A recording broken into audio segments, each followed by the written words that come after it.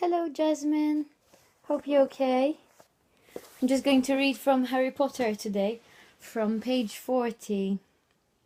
Okay? So, nearly everything in here was broken. The month-old cinecamera was lying on top of a small, working tank Dudley had once driven over next door's dog. In the corner was Dudley's first ever television set, which he'd put his foot through when his favourite programme had been cancelled. There was a large bird cage, which had once held a parrot that Dudley had swapped at school for a real air rifle, which was up on a shelf with the end all bent, because Dudley had sat on it. Other shelves were full of books. They were the only things in the room that looked as though they'd never been touched. From downstairs came the sound of Dudley bawling at his mother. "I don't want him in there. I need that room. Make him get out." Harry sighed and stretched out on the bed. Yesterday, he'd have given anything to be up here. Today, he'd rather be back in his cupboard with that letter than up here without it. Next morning at breakfast, everyone was rather quiet. Dudley was in shock.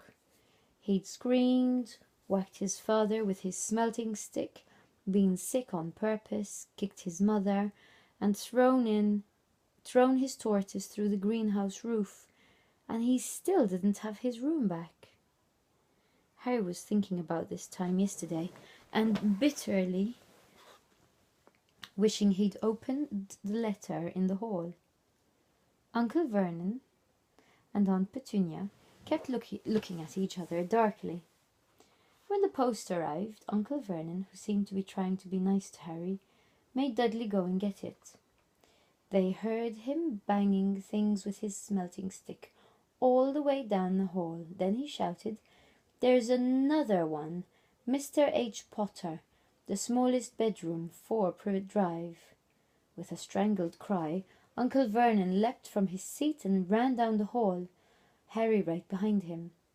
Uncle Vernon had to wrestle Dudley to the ground to get the letter from him, which was made difficult by the fact that Harry had grabbed Uncle Vernon around the neck from behind. After a minute of confused fighting, in which everyone got hit a lot by the smelting stick, Uncle Vernon straightened up, gasping for breath, with Harry's letter clutched in his hand. "Go to your cupboard, I mean your bedroom," he wheezed at Harry. "Dudley, go! Just go!" Harry walked round and round his new room. Someone knew he had moved out of his cupboard, and they seemed to know he hadn't received his first letter. Surely that meant they'd try again. And this time he'd make sure they didn't fail. He had a plan. The repaired alarm clock rang at 6 o'clock the next morning. Harry turned it off quickly and dressed silently. He mustn't wake the Dursleys. He stole downstairs without turning on any of the lights. He was going to wait for the postman on the corner of Privet Drive and get the letters for number 4 first. His heart hammered as he crept across the dark hall towards the front door. "Ah!" Harry leapt into the air. He'd trodden on something big and squashy on the doormat. Something alive. Lights clicked on upstairs, and to his horror, Harry realized that the big squashy something had been his uncle's face. Uncle Vernon had been lying at the foot of the front door in a sleeping bag, clearly making sure that Harry didn't do exactly what he'd been trying to do. He shouted at Harry for about half an hour, and then told him to go and make a cup of tea. Harry shuffled miserably off into the kitchen, and by the time he got back, the post had arrived right into Uncle Vernon's lap. Harry could see 3 letters addressed in green ink. "I want," he began, but Uncle Vernon was tearing the letter into pieces before his eyes. Uncle Vernon didn't go to work that day. He stayed at home and nailed up the letter box. "See," he explained to Aunt Petunia, through a mouthful of nails. "If they can't deliver them, they'll just give up." "I'm not sure that'll work, Vernon." Oh, these people's minds work in strange ways, Petunia. They're not like you and me, said Uncle Vernon, trying to knock in a nail with the piece of fruit cake Aunt Petunia had just brought him. On Friday, no fewer than 12 letters arrived for Harry. As they couldn't go through the letter box, they had been pushed under the door, slotted through the sides, and a few even forced through the small window in the downstairs toilet. Uncle Vernon stayed at home again. After burning all the letters, he got out a hammer and nails and boarded up the cracks around the front and back doors so no one could go out. He hummed Tiptoe Through the Tulips as he worked, and jumped at small noises. On Saturday, things began to get out of hand. 24 letters to Harry found their way into the house, rolled up and hidden inside each of the 24 eggs that their very confused milkman had handed Aunt Petunia through the living room window. While Uncle Vernon made furious telephone calls to the post office and the dairy trying to find someone to complain to, Aunt Petunia shredded the letters in her food mixer. "Who on earth wants to talk to you this badly?" Dudley asked Harry in amazement. On Sunday morning, Uncle Vernon sat down at the breakfast table looking tired and rather ill but happy.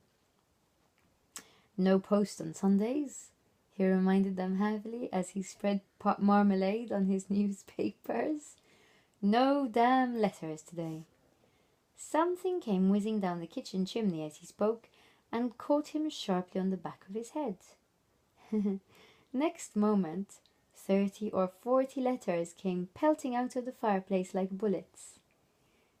The Dursleys ducked, but Harry leapt into the air trying to catch one. "Out! Out!"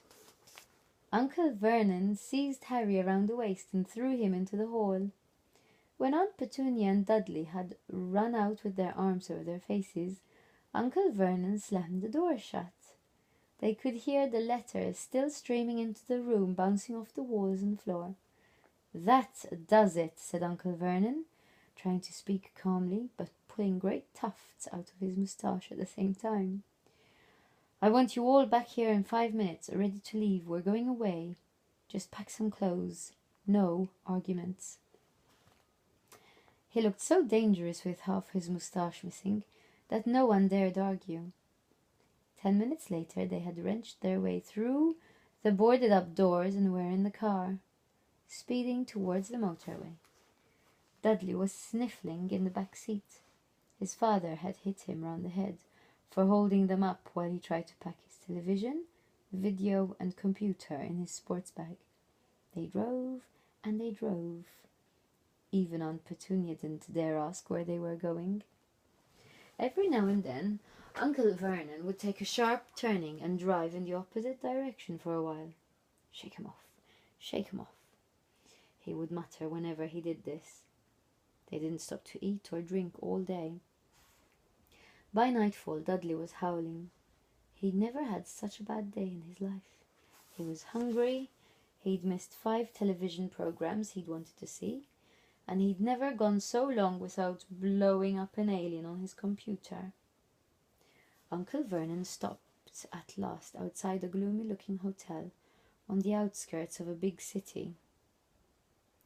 Dudley and Harry shared a room with twin beds and damp, musty sheets. Dudley snored, but Harry stayed awake, sitting on the windowsill, staring down at the lights of passing cars and wondering. They ate stale cornflakes and cold tinned tomatoes on toast for breakfast the next day. They had just finished when the owner of the hotel came over to their table. "Excuse me, but is one of you Mr. H. Potter?" "Only I got about 100 of these at the front desk."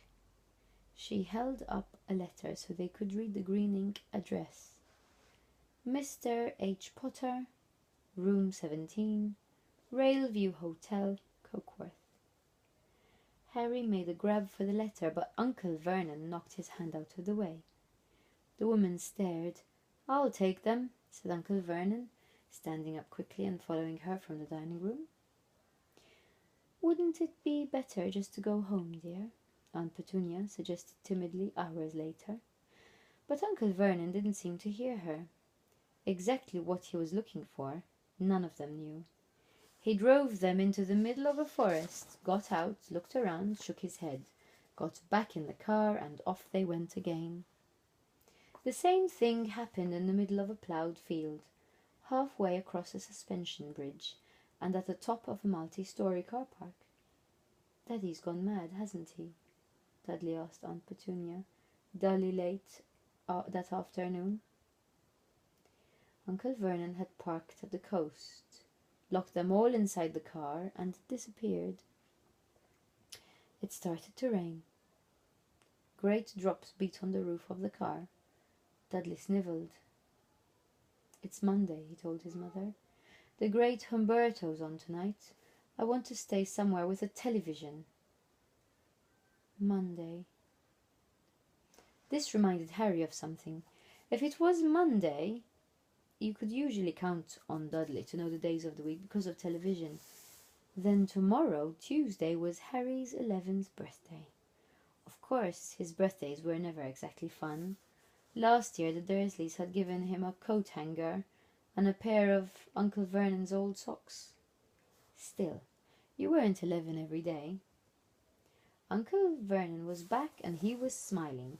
He was also carrying a long thin package and didn't answer Aunt Petunia when she asked him what he'd bought. "Found the perfect place," he said. "Come on, everyone out." It was very cold outside the car. Uncle Vernon was pointing at what looked like a large rock way out to sea. Perched on the top of the rock was the most miserable little shack you could imagine. One thing was certain, there was no television in there. "Storm forecast for tonight," said Uncle Vernon gleefully, clapping his hands together. "And this gentleman's kindly agreed to lend us his boat." A toothless old man came ambling up to them, pointing with a rather wicked grin at an old rowing boat bobbing in the iron-grey water below them. "I've already got us some rations," said Uncle Vernon, "so all aboard." It was freezing in the boat.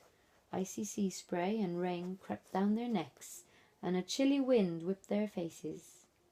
After what seemed like hours, they reached the rock, where Uncle Vernon, slipping and sliding, led the way to the broken-down house.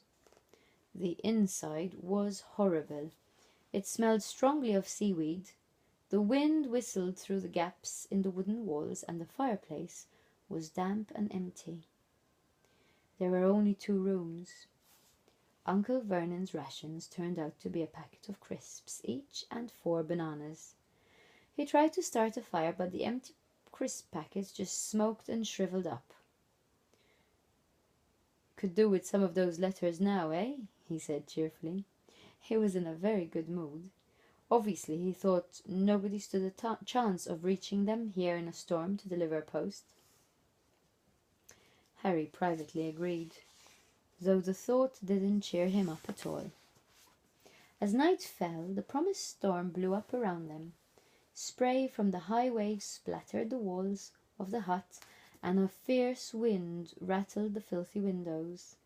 Aunt Petunia found a few mouldy blankets in the second room and made up a bed for Dudley on the moth-eaten sofa. She and Uncle Vernon went off to the lumpy bed next door, and Harry was left to find the softest bit of floor he could, and to curl up under the thinnest, most ragged blanket. The storm raged more and more ferociously as the night went on. Harry couldn't sleep. He shivered and turned over, trying to get comfortable, his stomach rumbling with hunger. Dudley's snores were drowned by the low rolls of thunder that started near midnight. The lighted dial of Dudley's watch, which was dangling over the edge of the sofa on his fat wrist, told Harry he'd be 11 in 10 minutes' time. He lay and watched his birthday tick nearer, wondering if the Dursleys would remember at all, wondering where the letter writer was now. And we'll stop there, and I'll see you soon. Bye.